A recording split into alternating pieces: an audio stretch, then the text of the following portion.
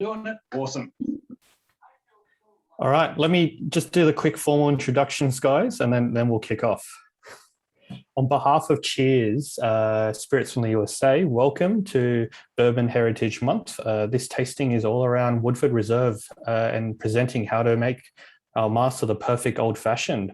We're joined by two amazing guests tonight, Andy Sy and Linus Schucksman, who will be basically taking you through the world of bourbon and mixing up some awesome cocktails. So some quick housekeeping.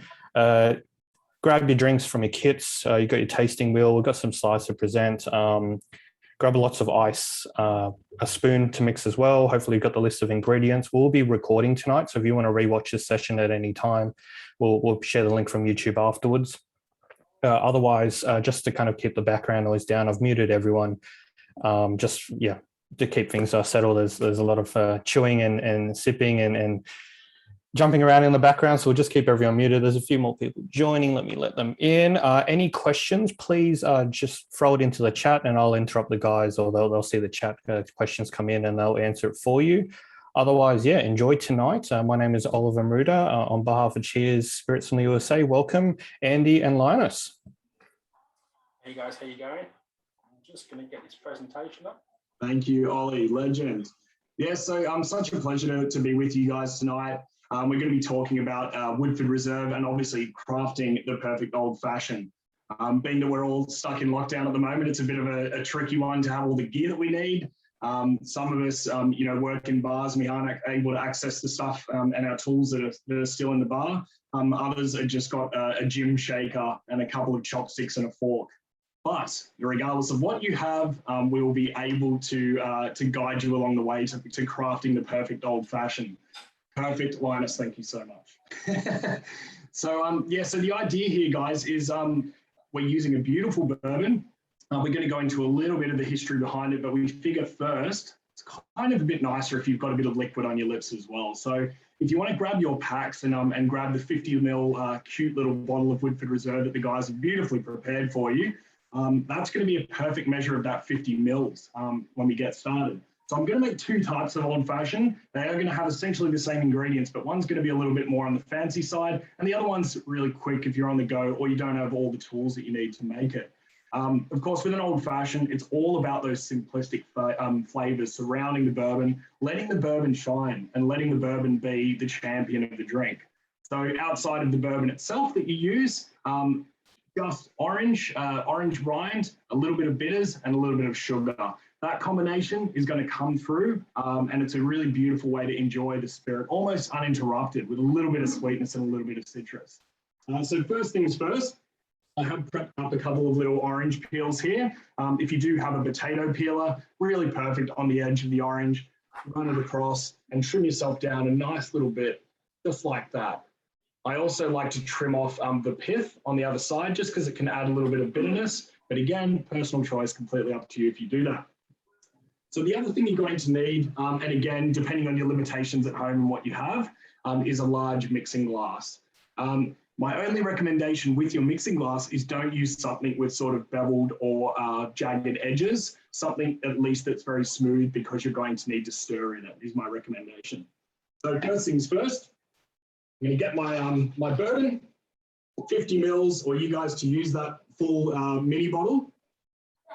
We're going to measure out our 30 mils with one side. That was 15 on one side. So that gives us 45, and we're going to add another 5. I did it probably the most complicated way I could then.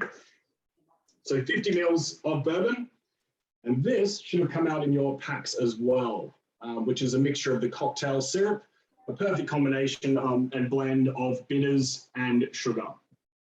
So what we're going to do is we're going to do about, and this depends on how sweet you like it. Generally, the palate kind of ranges from 5 mils through to just over 10 mils. If you like it really sweet, I would go 10. I generally find that around the 7.5 mils mark is really perfect for this syrup. So if you don't have one of these measuring jiggers, a perfect way to do it is a little teaspoon, okay, or a bar spoon if you have one. You want to just fill up that bar spoon and just dump it in. That's going to be around about your sort of, 5 to 7 mil mark. Tiny bit more because I like it a little bit sweet. but again, it's personal choice. So completely up to you guys how you measure it out. Now, outside of that, we're going to grab a big handful of ice. Drop it all in, and do not be shy with the ice. Go high up with the ice.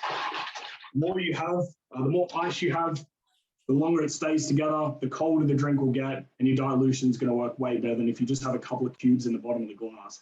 The danger of doing that is that if you have 2 or 3 cubes in there, it's going to dilute really quickly, and you're going to end up having a really watery cocktail. The trick with an old-fashioned is you want to get in there, you want to get all the ice together, and you want to give it a really good stir, but you don't want to leave it sitting too long, because what can happen is if you let it dilute or if you stir for too long, by the time you actually end up straining it over ice, you've already got a watery old-fashioned, and there's nothing worse. So it's better to be a little bit more on the strong side, on the robust side, than it is to be the opposite, which is going to start diluting and be really watery. So a general guideline, I usually like to give it about 20 stirs one way and 20 the other. But you really get a feel for it as well. You can start to feel it chill down on the glass. You start to get that perfect dilution. All the sugar at the bottom has started to blend in, which is great. Then you want to be really quick. Don't leave it sitting in the glass. Grab a strainer or anything that you have in the kitchen that will work as a strainer. Grab a big cube of ice. Drop that cube of ice into your glass. And then you just want to strain that right over the top. You get that beautiful syrup-like golden liquid that comes straight over that ice cube. Look at that. And keeping it nice and simple with a big cube is the best way to go. I mean, of course, if you have a glass that's full of ice, that's great as well. I find that a big cube just dilutes a little bit slower. Andy, quick question from me. Of course. Why do bartenders always, for us at home who, especially we haven't been able to get to bars in the last 2 years, why do they put lots of ice, tip out the ice in your glass and then put in a fresh ice cube? Like, is there any method to that madness, that approach? Or? I think that, sorry, you go, Linus. Sorry, because that was called wet ice. And wet ice just means it will start to dilute a whole lot quicker. If the ice is wet, is when it starts to dilute. Will just dilute much quicker in your glass. And what Andy was saying, you want the cocktail to dilute really slowly. This is a sipping cocktail. This is a 15, 20-minute, half an hour cocktail. So if the ice is wet, it will just dilute even quicker. So, sorry, Andy, No, you're right. And that's exactly right. Stir it with ice, dump the ice out, and then before you dump the ice, strain it over a fresh cube. And so you get that really nice crack in the ice too, which is one of my favorite things ordering an old-fashioned in a bar. They tip it over a fresh ice cube and you get to hear it crack and just sit there. It's this really kind of satisfying part of an old-fashioned for me. The next step as well, once you've got it sitting in the glass here, face your peel out, okay? So I've seen lots of people that have rubbed the pith side around the edge of the glass. What you want to do, you want to hold it facing out. Over the top of the glass, you want to give it a nice big squeeze.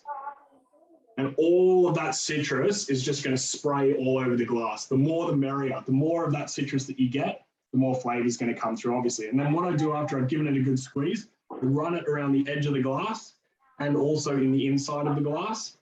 And then I just give it a little bit of I don't know what you'd call this. I'm giving it a bit of a roll on top of the glass just to make sure all that citrus is releasing. Then I give it a bit of a curl. So it ends up looking something like that. And I'm just going to sit that in the glass. And that's what it's going to look like. So beautifully simple. Just the right amount of sweetness as well. You don't want to go overboard with sugar. But again, I find it's always good if you have guests coming over, if you've got a customer at the bar, whatever the situation may be, it's always good to ask people how sweet they like their old fashioned. Somewhere around the 5 to 7 mil mark of sugar is going to be, on the drier side to medium. If you go 10 mils of sugar, it's going to be very sweet. So just be aware of that when you're making one for someone. The Maraschino Cherry, very good question. The Maraschino Cherry is definitely more of an American, of American origin. I would generally put a Maraschino Cherry or even one of those dark cherries. What do they call those ones? More like a plum cherry. Fermentation cherry. That's the one. Yeah, so I would generally go for one of those. But of course, if you want to get a maraschino cherry, what you can actually do is you can sit it in the middle of your rind and you can actually put a toothpick through it as well and just drop that in the top. Completely up to you how you do that. But the maraschino cherry is going to add a little bit of flavor, a very American thing and very good point. So what we might do now is just a very quick one. This time, leaving the ice in the glass. So rather than having a double strainer and to dump it straight over fresh ice, we're going to do it where we stir it and leave it in the glass. So to Ollie's question point before, you can actually serve an old fashioned like this. And if you're making one at home to just enjoy on the porch, you only want to take, 10 minutes to make it, beautiful. You can just leave the ice in. So same again, 50 mils.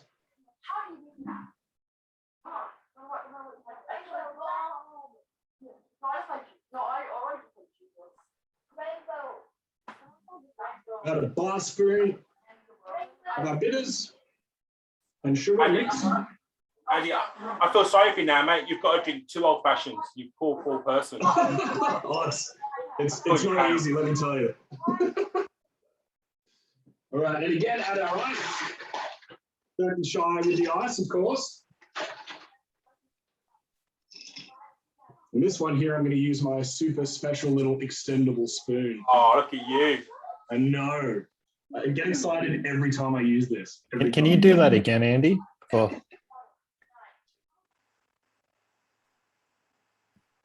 Wow. Yeah, where do we get one of those? Extremely unnecessary, but very awesome.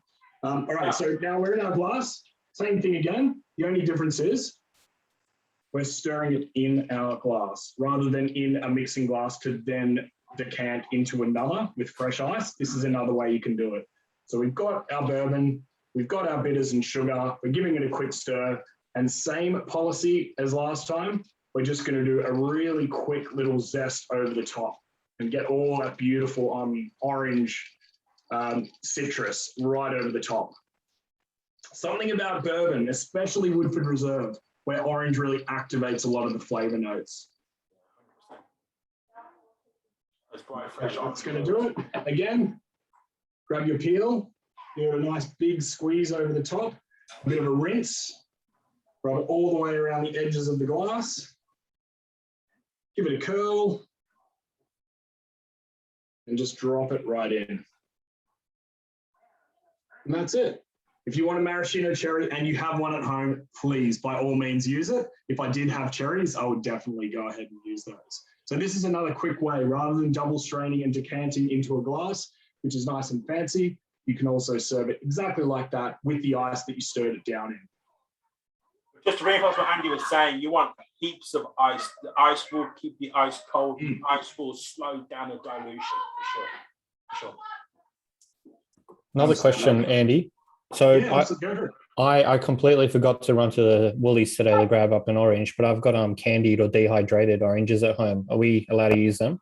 Absolutely. So the garnish is really all up to you. Something like a candied orange or any type of candied citrus is going to go great as a garnish. The only reason that I go for fresh orange is because I really like that mist that comes off it when you give it a good squeeze, and it really coats the entire glass and just lets all of those aromas rise out of the glass. The candied orange, definitely, and I'd probably snack into it. I'd eat anything that was served to me in a cocktail, even if it's not edible. But yeah, absolutely, you can use candied oranges as well. It's more just that fresh zest that you're really trying to go for. I have friends of mine who swear about using a lemon zest instead. So I prefer orange. I don't know a friend who prefers a grapefruit zest. So, it's up to you guys. I prefer the orange, but, if you've got a great lemon or grapefruit, you want to give it a go, give it a go. First, there's the citrus notes you find in Woodford Reserve. And how's everyone finding their old fashioned? Have we had success? We got people really enjoying their drink? Yes? Cheers, everyone at home. It's funny, it's quite a simplistic cocktail to put together, but it's also really easy to do it wrong. I think the main thing is you've got to get that right amount of stirring, that right amount of dilution. You've got to get your measurements perfectly right. Your 50 mils, your 7 to 10 mils of sugar, your 2 dashes of bitters. If you go outside of that, that's where you start to get an unbalanced old fashioned. So the key to getting it right, follow the measurements, don't stir for too long. Try to stir even a little bit less. And Linus was saying this to me earlier. a big part of an old fashioned is letting that robust character of the bourbon come through. And to do that, you can't let it dilute too much in this drink. So you've got to really stir it just the right amount, cant it, strain it over a fresh ice cube, and you're good to go. And that bourbon's just going to come through brilliant. It's going to sound really obvious. Use a good bourbon as well. It's a spirit-forward bourbon that plays the flavor profile of the bourbon. If you're using a not great bourbon, you will just know straight away. To your question, Damien, that's a very good question. Sugar syrup, I find better than a sugar cube, simply because it dissolves quicker. You can stir it in really quickly, whereas with a sugar cube, you've got to break it up, and then you're still going to have those little granules of sugar in your drink. Of course, if you've got the time for it to sort of, to work it into the cocktail, amazing. But I would always recommend going with sugar syrup, just because it's less work and it's going to dilute and stir in way faster. Type of bitters, great question. So this one here, obviously this is a bit of a flex because I don't think you can get this one in Australia, well, at least not readily. But you can get chocolate bitters. I love chocolate bitters. Black walnut bitters is another one I go for, or orange bitters, playing to the strength of the old fashioned. Orange bitters are fantastic to use as well. If you guys are like me, you'll want to experiment with a bunch of different bitters though. You want to try your cherry bitters, your rhubarb bitters. All of them are going to bring different elements to your old fashioned. But the classic is sticking with something that, is either on the generic side, the citrus side. Whiskey barrel-aged bitters are phenomenal with an old fashioned. If you can find those around, or an aromatic bitters are going to have that similar kind of, cinnamon, nutmeg, those kind of Christmassy flavors. I would definitely go for something like that. So here's a hot tip. If you go to, if you live in Melbourne, there's a place called the Bitters Lab on Smith Street, or jump on their website, and they have just got bitters for days. And it is, your credit card won't thank you afterwards for it. But worst case scenario, Angostura bitters will still work. If you can get these fancy bitters, brilliant, amazing. I mean, we're lucky because actually in this syrup, we actually blended the syrup into the bitters into the syrup, so we're fine. But Angostura orange bitters, I think there's an Australian one now as well you can get, and they all work fine. But I mean, if you can go to Bitters Lab and then you're saying it is amazing, like chocolate bitters, and there are some amazing bitters out there, but they'll just cost you. The Bitters Lab know my credit card very well. Linus, what was the name of the store? It's called the Bitters Lab. The Bitters Lab, cool. The Bitters Lab on Smith Street in Collingwood. Heard a lot about that shop actually. I used to work just down the road from it. So God Almighty, it was dangerous. So obviously summer's coming up, guys, Christmas, etc. Can we pre-batch, like make up a liter of this stuff and then just chuck in your ice and your bitters, like if we got guests starting to come up or picnic in the park? I'll tell you what I will do, Ollie. I will shoot you a recipe where you can make a bottle of old fashioned in a Woodford Reserve bottle. It is awesome. So every Christmas I make old fashioned in that. Fill this bottle, put it in the fridge. On Christmas Day, we crack it open and we get going. So I will share with you directly. You can share with everyone better one maybe. There's a recipe to put it all in one bottle, and it's brilliant. So pre-batching is the way to go, 100%. Thanks, Ivan, for the link. Oh, sorry, you go ahead. I was just saying, Ivan chucked in the link to the bitterslab.com.au. Thank you, Ivan. But Neil, Andy, you want to take this one? Yeah, so he was asking the correct formula of bitters to sugar ratio. Is that right? Well, this one's a bit of a tricky one because for me, I would put in about my 7.5 mils of sugar and I would put in 2 dashes of bitters. This one, of course, comes prepared, from Woodford Reserve and Chris Morris, the master distiller, as the perfect way to have your bitters and sugar mixed. So, I mean, if you work that out, about 7.5 mils of sugar to 2 dashes of bitters, I think that's basically the proportion you'd work with. But Linus has actually made this liter bottle. So I guess from your perspective, are you using this syrup, Linus, or are you actually making up that mixture yourself? So me personally, I'll shoot you the whole recipe. You can go through it in detail. Just to clarify, 7.5 mils is half a tablespoon in your little measuring spoon. That might help you. So half a tablespoon, 7.5, and it's to taste. So I'd go 2 to 3 dashes per cocktail. But it's to taste. If you want, more aromatics, more flavor, you can just play with it. I love to blend bitters. I blend chocolate and barrel aged, or chocolate and orange bitters. I like to play those flavors. It's for such a simple cocktail. There are so many variations. The key is to play with the variations of what suits you. And when you have, write it down so you don't forget. When you don't write it down, you go, oh, what's that recipe again? Write it down and stick to that. That's what I do. But I love to blend chocolate and orange bitters with Woodford and sugar syrup. That is my jam completely. Or I've got a really good coffee and pecan bitters, again, from the Bitters Lab again. Again, that plays off my credit card too well. And just from me, Linus, as well on that front, when you're actually making up that bottle, are you pre-diluting, pre-stirring, or are you mixing up those ingredients in the bottle ready to be stirred with ice? So what I do is I pour it into a mixing glass and I put a little bit of dilution, just a little bit, because as you said, you'll pour it over ice, it'll keep diluting. So just a little bit of dilution, not much. But I'll show you the recipe. It's a cracker. It saves me every Christmas. It really does. It saves me every Christmas. Make it on the 23rd. I put it in the fridge for the 25th, and yeah, good times. Otherwise, I'm making off back on Christmas Day, and I don't want that. No, it's crazy at all. Crazy. Linus, you're starting to get some invites to Christmas. Hayden and Kristen, and I've got first dibs already on you. No, amazing. We might start moving on the slides and have a quick chat about Woodford. What do you reckon, Linus? So sorry, I missed that. Oh, do you want to? Should we move on the slides and have a quick chat about? Yeah, 100%. While we've all got a beautiful old fashioned to sip on. Oh yeah, 100%. Actually, I might just chat quickly about the history of Woodford Reserve very, very quickly. It's a pretty amazing whiskey, a pretty amazing history. Basically, in 1990, we had the idea, and so just to clarify, Woodford is owned by Brown Forman, and Brown Forman, as you played, if you came to session last week, is a family-owned company. We created a bourbon called Old Forester in 1870, and it was made before, during, and after Prohibition, and it's still made the longest continuously made bourbon in the world.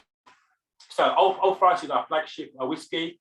We've got a tiny whiskey called Jack Daniels. Want to heard that little boutique whiskey in Tennessee, Jack Daniels? So we have that as well. We have amazing bourbons, amazing tequilas. But Woodford Reserve is a brand that we brought back from the dead. In 1990, we had this idea to make back in 1990 to make a small batch, premium, old-fashioned, handcrafted bourbon, which nowadays is just the way to go. Everyone's doing it. The bourbon's flying. In fact, if you go to the state of Kentucky, there are 4.4 million people in Kentucky and 10 million barrels of bourbon aging. Bourbon is back, baby. It's amazing.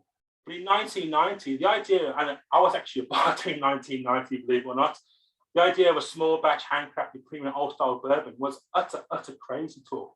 But we had unfinished business. So we hired this guy called Chris Morris, who is our master distiller, and said, Chris, we want to make, again, old style handcrafted premium, small batch bourbon. He goes, well, you need to buy the old Oscar Pepper distillery. So going back in time to 1790, they just formed the state of Kentucky. They bought in the cabin in Cornwall in 1775. They said, if you came to Kentucky, we'd give you, and you built a cabin and you grew corn, we'd give you 200 acres of land. One of the first families there were the Peppers. And they were making bourbon behind the Woodford County townhouse in the early 1790s. And it got pretty good acclaim. So in 1812, they moved out of town to a place called Versailles, Kentucky, with a great water source called Glens Creek, and they built a farm and distillery and started making whiskey. Elijah died in 1831, and Oscar took over. And Oscar built the distillery, which you see right now in the bottom round corner. He built this distillery and hired a guy called James C. Crowe to be his master distiller.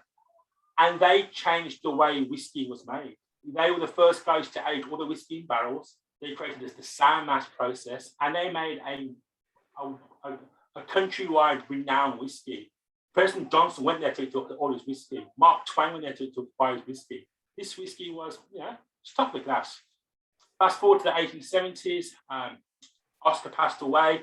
They thought it to two guys, Leopold LeBrot and George Graham, two whiskey merchants. And they continued the process of making a great bourbon up until the 1940s. When we bought it, Brown Forman, we bought it. And we had this idea in 1940, which was a bit controversial, to make a small batch, handcrafted, premium, old-style bourbon. It took us 23 years, and in 1963, we bought this bourbon called Presidential Seal. We were so proud of it, this premium bourbon. And guess what happened? No one drank it. No one drank it. In the 60s, bourbon was dead, man. Premium bourbon was crazy talk. So we kept it until 1970. We sold to a bunch of farmers and off you go. But fast forward 20 years, and we went back to Woodford Reserve, and look at this, it'd fallen down, it was dilapidated. We spent $8 million on restoring it to its former glory. We actually some farmers keep most of the land and just grow corn, rye, and barley. Will be your best customers. And we created this Woodford Reserve. And it was a sensation. Woodford Reserve is the most awarded bourbon of all time. It's been retired after 2 major competitions, and people look at it now, and yes, of course, it's the thing to do right now. But again, 30 years ago, crazy talk. So here we are now with an amazing old style bourbon made of people that genuinely care, with over 200 different flavor profiles. Wow, that is 150 years in 2 minutes. Back to you, Andy. Nicole's just quickly asked a question while you were going through that, Linus. Has I think it was the process change, or was it the ingredients, the recipe, Nicole? Both. There you go. Yeah. Has the process or the recipe, the ingredients, has it changed over time since LNG?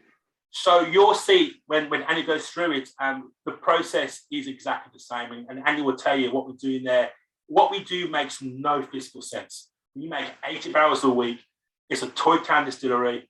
And when I got to go for the first time, I was so excited. I thought, this is amazing. I'm going to go check out Old Forester, because I loved it as a bartender. And I thought, maybe when I get there, I'll hate it. Maybe it's like Tinder. It's just some kind of charade. I was saying Andy before, it's a picture of me hugging stills and hugging barrels. Because as an absolute whiskey geek, we're doing these amazing things that makes no sense, and we're using the old style. So the styles would be almost exactly the same. The mash bill, no, it's different. Our mash bill is based on Old Forester. That's what inspired us. But process-wise, as Andy was saying, there are no computers in this distillery. Again, if we weren't owned by Jack Daniels, we probably wouldn't exist. This is our pet project. This is us doing things because we can. But yeah, as a standalone, it makes no physical sense. But that's why I love Woodford. Woodford Reserve, you can cook corns in so many places, but chooses not to. So technique-wise, exactly the same. Like we even write it down also in the ledger. There's no computers there, which is incredible. But mash bill-wise, no, it's a different mash bill. Back to you, Andy. I think following on from that as well, I had a similar experience to Linus when I went over. I was fortunate enough to go over in 2019, and I went over there to select a barrel with Webster's Bar. So for me, that was a very an incredible experience. So I missed Chris Morris, unfortunately. I've still never met our master distiller, but I met our assistant master distiller, Elizabeth McCall, and she is an incredible woman. We had a spot in a room where we basically sat down, and I had to pick a couple of profiles, draw them down into 2, and draw them down into 1. It was the process of not just elimination, but picking flavor profiles. And I remember sitting there trying one of them, and I thought, caramel. The next one, chocolate. The next one, honey. And she's there talking about, like frangipani, citrus root, angelica. Like she was talking about things that I just hadn't even, number one, that I didn't know existed. But number 2, it was just crazy to watch her as she was smelling and tasting whiskey to spot, 10 different things in one glass. And I think one of the things that she inspired me to, and I inspire you guys to do the same thing, is to share everything, no matter how crazy it feels in your mind, with the person that you're enjoying a bourbon with. So if you do get something crazy, like you get, popcorn, paprika, if you get something that's a little bit like wild in your head, always share it. Because there were things that Elizabeth McCall said to me that day that made me think, I need to be a bit more open with sharing my own experiences, because at the end of the day, no one's wrong, everyone's right. It's your own experience, it's your own memories that come into play when you're smelling and tasting whiskey. So very cool, man. It was an incredible moment, over 200 proven flavors in Woodford Reserve. So to be in Elizabeth McCall or, Chris Morris's position, you have to have a truly incredible palate and sense of smell. I think that I'm probably at about 10% of what they are on a good day. But at the end of the day, that's why they're there, and that's why they're in charge, Andy, can you show us that bottle of the Woodford next to you for people at home so we can see it? Of course.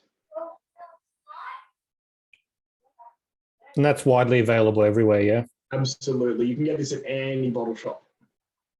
So just touch on that bottle. When we took the place back in 1990, we found these bottles under the floorboards. And during Prohibition, they were trying to sell them as like a medicine. And we just loved the bottles. So we said, you know what? that's our bottle. So it's pretty unique, pretty different, but I absolutely love it, man. It's origins in medicine. Absolutely. You can just imagine someone going to a fair to sell it as an elixir of life or something like that. 100%. Andy, that picture you got on screen, that's the distillery today, yeah? Yes, it is. Yeah. So that's the beautiful grounds. Occasionally at the sales, you'll get these beautiful misty mornings where it almost looks kind of spooky in a way, doesn't it? But at the same time, they get these rolling mists and clouds that come over the valley. It's really beautiful. And why are there barrels on train tracks? What's going on there? They actually slide the barrels across those tracks to get from one warehouse to another. Unfortunately, I didn't get to see it live on the day, but I definitely stood on them and took a photo. so just to expand on that point, what happens, that one end of the rails actually goes, set open window on the left-hand side. That's actually where we bottle we fill the barrels, and then we actually put the cork in, roll it out the window, roll it down the track to one of our 3 warehouses. So it's super cool. It's so cool. Looks like a train track though, doesn't it? It's like a barrel track. So they roll it out the window, down the track, to one of the 3 warehouses. And no locals turn up in a ute and just like grab a barrel or two? I watched that documentary. No, no, don't. It's, you know what? It's such a small distillery. If a barrel went missing, you'd know it. You really would. It's just tiny. Like when you're only making 80 barrels a week, you know. Whereas at the other place, there's thousands and thousands of barrels. Right, should we press on to a couple of the finer details? We're just going to cover a couple of basics, guys. So if you already know this stuff, awesome. We're just going to touch on it for potentially the people that haven't learned just the basic things. What makes whiskey? So whiskey is a spirit obtained from the fermented mash of grain. In this case, you've got corn, rye, and malted barley, distilled at least at a 95% ABV, stored in oak containers, and bottled no less than 40% ABV. So definition of bourbon. There's a couple of laws that America puts over bourbon to just ensure that not only can it only be made in the United States, but just to regulate the product and preserve its quality. So bourbon's an American whiskey, type of distilled spirit made predominantly from corn. In fact, it has to be at least 51% corn in the mash bill. The mash bill is a name we give to the breakup of different grains that go into the bourbon or the whiskey in general. So it can be made anywhere in the United States, but it's strongly associated with the state of Kentucky. So I think it's up to about 80 to 90% of all bourbon made in the United States are made in Kentucky. That's why you can do things like the Bourbon Trail. If you head out there, you can head to all of those bourbon distilleries, the vast majority of which are in Kentucky. So it must be aged brand new. It must be aged in a brand new charred oak container. Container is just another word for barrel. But yes, it can only be used once. So they char those barrels. They put the bourbon into the barrels, and once it's done and it comes out in order to be bottled, that barrel cannot be used again for bourbon, which seems like a really strange law. But at the end of the day, we've got bourbon barrels that are wanted all over the world: Australia, France, Italy, Spain. It's a very sought after barrel to age other spirits in. But at the end of the day, that ends up becoming a really good export for the United States. So I can see why they kind of made that law. Whether that was part of the decision in the first place, I'm not sure. But that's another one of the rules. So no colouring or flavouring can be added to straight bourbon whiskey, and it must be bottled at a minimum of 80 proof, which is 40% ABV. So for ABV, you just halve what your proof is. On your bottle, 40%, that's what it means. It's gone in at 80 proof. There are 1 or 2 bourbons out here in Australia that have got permission from the government to come in at a lower ABV. I won't mention the name, but there are 2 or 3 out there, and you'll see them out there and go, okay. And it's just to try and save tax. We have so much tax in Australia, really. They're trying to get it in at a cheaper price. Not mentioning names, white label. Not mentioning names. No names. I'm better than that, Andy. Of course. We touched on, I touched briefly on Chris Morris and Elizabeth McCall. Elizabeth, of course, the one that I was very fortunate enough to meet and do a barrel pick with. And on her right, Chris Morris there. So she is essentially an understudy and I guess the future of Woodford Reserve, which is a very exciting thing for us to have her on that team.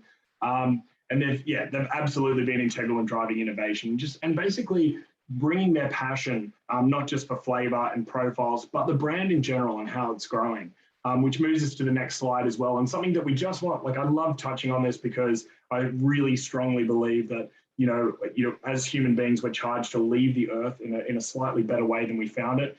If we can, in a much better way than we found it, amazing. But that carbon footprint and that idea that what we do when we're distilling, fermenting, the amount of waste that's generated and the amount of damage that it can have or that it can cause to the earth is quite significant. So at Woodford Reserve, there's a really big sustainability mission. So 90% of all waste materials are recycled across all operations. That is a huge effort. 10 acres of land, 10 acres of land of the Woodford Reserve property are dedicated to native grass restoration. So making sure that any ground or any grass, any foliage that is damaged during production, they are planting, they're regrowing, and they're restoring that land to where it was before. The 90% of all food scraps are composted on the Woodford Reserve property. So we're talking about a massive project in taking care of the earth and the land around us. Something that I just always want to touch on really briefly for anyone that's interested in sustainability. It's a huge part of our mission. Just touch on that, Andy. That's not quite right. This is now a year old. We are now a zero landfill business, and that's Brown for all our brands. We are a zero landfill business. There you go. You were so close then. So close. So a really key part here is the 5 sources of flavour. And I know Linus really briefly touched on our water source and our grains and things like that. Just revisiting as well how important they are to that final flavour that you get in the bottle. So Glens Creek has limestone, and natural occurring limestone in a creek is beautiful because it filters out iron. Iron is not something that you want anywhere near your water source, especially if you're producing a spirit. But a limestone water source like this is like gold in the whiskey making world. And it's a beautiful source of water for us in order that it essentially purifies that water and makes it usable and high minerality to move on to the next stage, which is fermentation. We can quickly touch on this as well. So at Woodford Reserve, our mash bill that we spoke of a bit earlier is 72% corn, 18% rye, and then 10% malted barley. Corn yielding a lot of butteriness, sweetness. You guys have had corn before, it's beautiful and sweet. Rye is gonna add the spice, the pepper, that sort of grassy element to your whiskey. And then finally your malted barley, which is gonna bring in those beautiful caramelized sugars, coffee notes, chocolate notes as well that you're gonna get from your malted barley. So that combination there in that exact percentage, Chris Morris, he knows that is exactly where this bourbon needs to be and what's going to let those flavors come out in the perfect measure. So moving on, here's a beautiful shot of our red cypress wood fermentation tanks. I remember walking through this wall and I just got hit with a really hot wave of cereal, beautiful oaty, barley cereal notes when I walked in. There is no place like this in the world. And like Linus was saying before, he just wanted to go up and hug the tanks. I had exactly the same vibe. I had my hands over the edge and I was just taking it all in. It's a really beautiful room. But those Cypress tanks as well are very beautiful to look at. And it's Woodford Reserve actually ferments the longest of all bourbons in Kentucky. And I think it's about 5 to 6 days in total that they ferment for, which is an incredibly long amount of time. All about patience and final product. So moving on before, I think it was Damien that made a comment before about their stills. I think he went out there, he was flexing, always flex. But yeah, these beautiful three beautiful copper pot stills with that sort of beautiful onion bulbous shape at the bottom. And you've got that little sort of bulb in the middle there as well. But triple distilled copper pot stills, it's integral to getting the best flavor out of that grain. A copper pot still is always going to lend a lot more of those flavors, rich, buttery flavors, and it's also going to make the spirit a lot more viscous and syrupy. I love that photo. They're beautiful stills. Another thing we have in Kentucky, which is something that we're very proud of and obviously makes our job a lot easier, is that we've got a cooperage in Kentucky that makes all of our barrels. So very difficult job. These guys are very incredibly skilled. They move incredibly quickly. If you have a chance to get out there, the Brown-Forman Cooperage in Kentucky is a mind-blowing place to visit. But yes, all of our barrels are made by hand and machine, obviously. Can't do it all by hand. and then sent off from there after they've been toasted to just the right level out to the distillery. And here you go. And you see them resting in the rick house there. Depending on where they sit in the rick house, we have beautiful heat regulators in our warehouses as well that let us control the interaction with the whiskey and the wood. Obviously, higher up in the rick house, it's going to get a lot hotter. You're going to have that wood expanding and drawing in more of the liquid. It's a very technical process, but at the end of the day, you're trying to get that whiskey to interact with the wood and extract all of those beautiful oaky, leathery, savory, and often sweet and sugary notes from that American oak. And so depending on where you position it in the warehouse, it's going to affect that flavor. Got a really interesting question about wood, Andy. Yep. Sorry. So Emily asked, where do the oak trees grow for the barrels, and how long does it take them to grow? I've actually, never heard this question asked before. That is a very good question. I don't actually know. They're locally grown trees, aren't they, Linus? No, so we have 3 guys, and all they do is just source wood. So we get it from all over America. Mainly Montana is the hot spot for our wood. So mainly Montana, but all over the north and northeast as well. Montana is where most of it comes from. The trees can grow from 20 to 80 years. So, and as I said before, we've got a strong tree replanting program. 1, because it's the right thing to do. 2, we want more trees in the future as well. So it's a great question, and it's 3 guys' job just to source wood. And something like I was saying before, we make barrels for Jack Daniels, Old Forester, Woodford Reserve, Hero Tequila, all from those 2 cooperages. In fact, it's a 4-year apprenticeship just to become a cooper. It's kind of crazy. And just to follow up, maybe you'll get to this question shortly, but Corey asked, other than the old-fashioned, what other cocktails would you suggest for the Woodford? So as Andy knows, the mint julep is the cocktail. It's the cocktail of the Kentucky Derby, and it's basically Woodford Reserve sugar mint. They put it in a steel or copper mug, and they just churn it so you get that beautiful ice film around the mug. We sell about 280,000 mint juleps over 3 days at the Kentucky Derby. So it's a really popular cocktail. But on a hot summer's day, I was going to say, coming into summertime, in a metal cup, heaps of crushed ice, a mint sprig of metal straw. It is tremendous. So if you can, again, I'll put that recipe. I will do a little book for you guys with some Woodford Reserve recipes, like the old-fashioned Manhattan, Sazerac, mint julep. There's one they actually made, Linus, when I went to the distillery. They actually made us, I believe it was called a Kentucky tea. Yeah. And it was like a sort of like a peach iced tea, but with Woodford Reserve.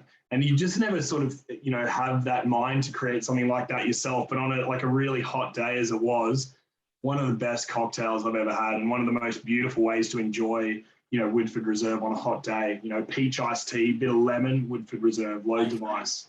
Lovely. You make a memory, Mum. Now, I was there one time. They had a thing called sun tea. And they get a big glass flag and put in the tea bags and the hot water and the water, and leave it in the sun on a hot summer's day, and it just does it gently. And that you're out with some peach liqueur and some Woodford Reserve and some mint, some citrus. Amazing. I'm getting really thirsty now.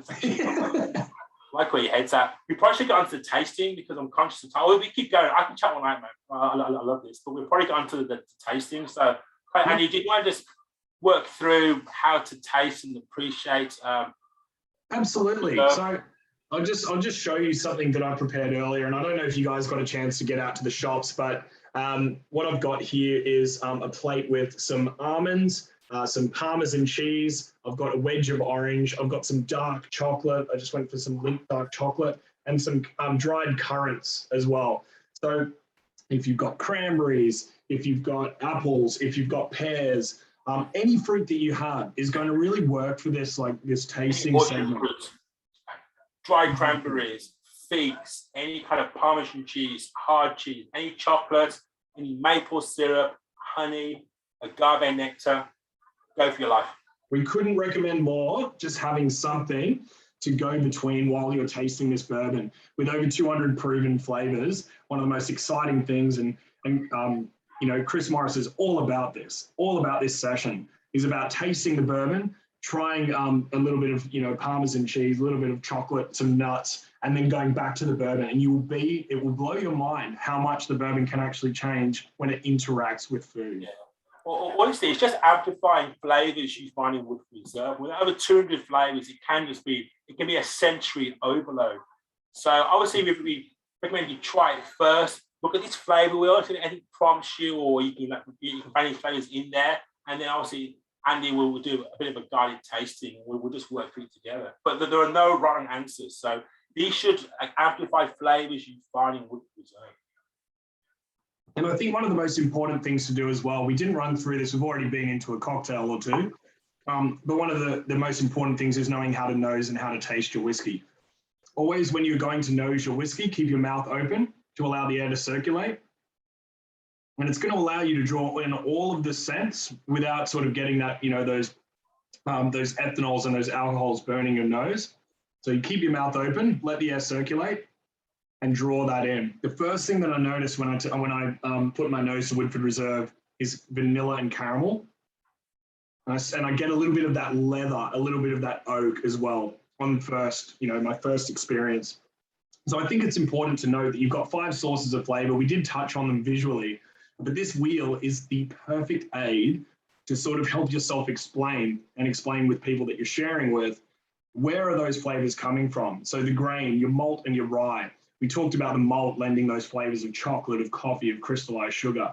The grain also lending rye, which is going to, Linus was telling me about this earlier, and I love this. You actually get a Parmesan flavor and a Parmesan smell that comes from that rye, that 18% of rye that's in the mash bill. It's naturally occurring in one of the flavor profiles that comes through with this whiskey.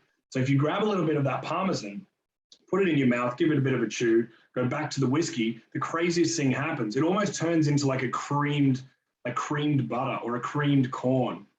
There's something that happens between those two flavors when you actually mix them together. It literally just turns into butter in your mouth. And I think one of the most important things is to connect those two flavors together. So if you do go to Woodford Reserve and you get a guided tour, the tastings and pairings that they do are set up in this way to give you a really unique experience. So you guys sharing this with us tonight is awesome. And hopefully you've got something to nibble on there as well, just to share this experience of what we're going through. The sweet aromatics, obviously like up front here with the sweet aromatics, you're looking at your vanillas, your caramels, your maple syrups. If you guys have got any maple syrup, just put a little bit on your hand, on the back of your hand, just give it a lick and go straight back. And it's going to accentuate all those dessert notes that you're going to get in Woodford Reserve. Outside of that, you've got butterscotch, you've got marzipan, honey, chocolate, and then the spice. A lot of the spice that you're going to get is from that rye content, again, that 18%. So your black peppers, your cloves, your cinnamon, coffee, all of those more sort of robust spicy notes are coming through. If I go back again after some chocolate, and I encourage you guys, if you've got any chocolate in the house, perfect excuse to eat chocolate anyway, right? But a little bit of that, if you break that off and go back to the bourbon, what that does for me, it turns into a really dark cocoa, almost burnt coffee taste that I get, right? It almost like makes it even darker chocolate than it already was. And you start getting some of those, like, those really dry tannins that you would get from a cocoa, which I find really crazy. And it obviously depends if you've got milk chocolate or dark chocolate. I think I got about an 85% chocolate, so it's very dark. But then moving around onto the fruit and floral notes, a lot of this is due to the water, the fermentation process, and obviously distillation as well. But things like, I'm gonna have to lean in a little bit here. So your cognac, apricot, peach, green apple. I don't know what I'm talking about there. Cranberry, berries, you've got cherries. Oh, you can probably see it better than me. Yeah, you got those beautiful orchard like apples, pears. You got also the peaches. You got those great berries like the blueberry, blackberry, cranberry, and then the citrus, lemon, orange. Grapefruit. Really complex. So, is anyone having any breakthroughs? Anyone had something that pairs and brings out new flavors for them?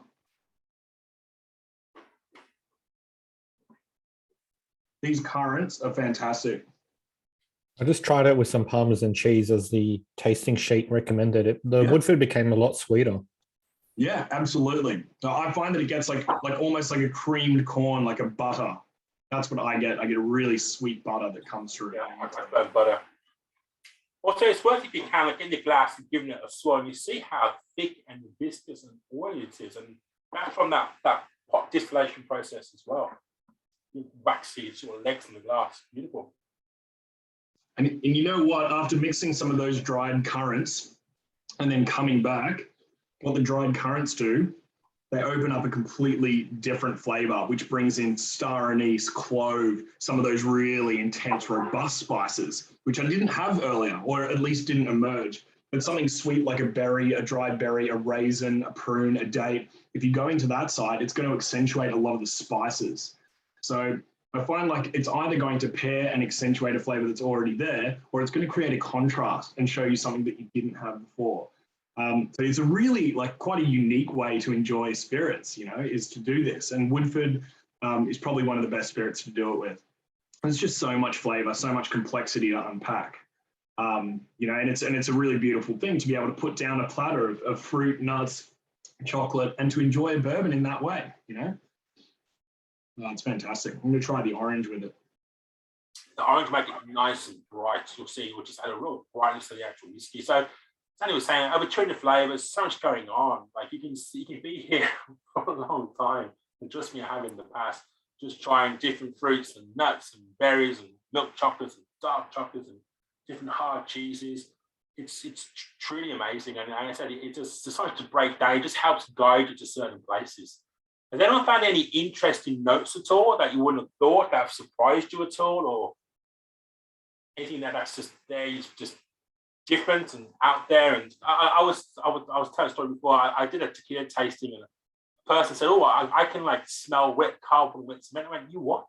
And I smelled it. No, it was there. So if you smell something, or you taste something, or you have a sensory memory at all, please share it, because I love these brand new ideas and thoughts and approaches, and it's such a complex whiskey that 10 years later I'm still finding new flavors and new ideas, and it's just an incredible whiskey. It's just it's such a unicorn whiskey. I said, being owned by Jack Daniels and saying do whatever you want to do and don't worry about like price and costs is just these days makes almost no sense. We've got a couple questions. ABV? What's the highest ABV in the Woodford Reserve range? So the highest ABV we tend to go normally is 45.2. And 45.2 is what you find most of the master collections are at 45.2. So the Kentucky Derby bottle. We have had one or two. We've got this thing here called a batch proof, which is a chewy 62.5% ABV. So that's what it comes out the barrels at. So that's barrel proof. The 62.5% ABV is the highest one that I've seen personally. But you'll find 45.2 for the rye for our master collection, 43.2 for our double oak, and 40% for our normal range. And Linus, Nate just asked a question. Why has Australia got a lower ABV release of Woodford Reserve? That comes down to tax, right? Tax. And we took an ABV cut a couple of years ago, but we actually dropped the price down accordingly. We had to reset our price. If you went a 45.2, it would be like a $95 bottle of whiskey. It'd be unattainable. So unfortunately, and listen, the good thing is there's so much going on, so much complexity, so much boldness. It can take a drop in ABV. It's like cracking whiskey. The high ABV, you just get more chocolate and cacao notes and a bit more spice. But apart from that, it's the same whiskey. So tax, unfortunately, we're the second most high tax country in the world, unfortunately. So Tani is sharing some amazing tasting notes there. She was saying that when she has a bit of dark chocolate, she gets marzipan that emerges. But has anyone found that I get a little bit of like cooked coconut as well? It sounds weird, a hint of wood polish, which I genuinely love. I know it sounds weird, but I think a cooked coconut's a really interesting one. A person once said geranium, which I was blown away by. That really like light floral notes. Geranium. I was like, wow. How do you know what a geranium tastes like? I don't know, but I was really impressed. I actually jumped on and tried to find like geranium water that was edible, but I couldn't find one. So okay. But I was curious. Damien leaves a comment, double oaked is superb. You can really taste the wood. For those who haven't tried it, can you guys explain what double oaked means? Yeah, sure. So Woodford Reserve, it's basically fully mature Woodford Reserve, and it's we aged it for 7 years, and then we take it out and we put it into a heavily toasted barrel for an extra 6 to 9 months, and then bottle it at a bit of punchier ABV. So imagine when you toast the barrel, you caramelize the sugars in the woods, and you get more of that vanilla, caramel, butterscotch coming through as well. So it's just richer, more honey, more of those sweet aromatic notes as well. Drinks way below its ABV, an absolute cracking whiskey. Guys, we're getting just towards the limit of our time. Yeah. Any last questions? Put it into the chat. Nate's just asked, how do you get your hands on the Cellar Woodford Reserve double oaked bourbon in Australia? Oh, that's the question of the century, my friend. Wowza. So just so you know, we do like one-off just because we can editions of Woodford Reserve, and they're distillery only. So you can only buy if you go to the distillery, and they sell out like that. They just sell out super, and we take some bold swings, some big chances. And the double oak is the double oak and then aged again. So it's 3 times aged. I've not tried it. I know someone sneaks them into the country, and I know that Ollie might have tried it. I've not tried it. It didn't make it out of Sydney, unfortunately. So no, I haven't tried it. I would love to try it. I'm a massive Woodford Reserve. I can tell my collection. I love Woodford Reserve. So yeah. So no, if you see it, buy it and let me know. It's one of those things. But yes, I'd love to try it. Cheeky, I like. Good question.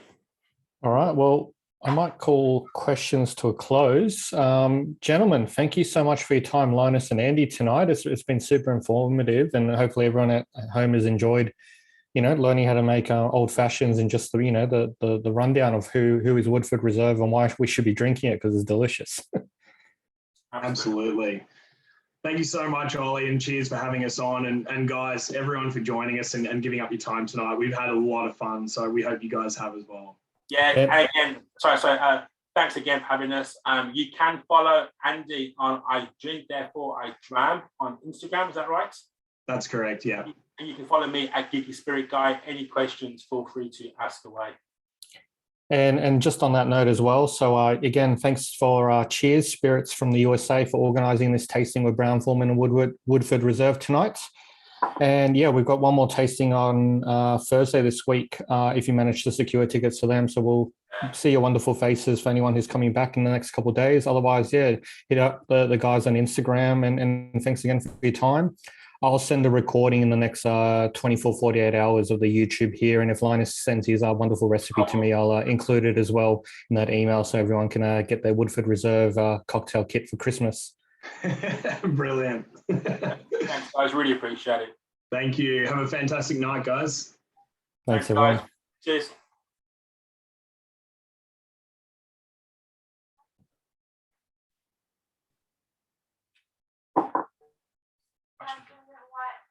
I have more chocolate to eat, by the way.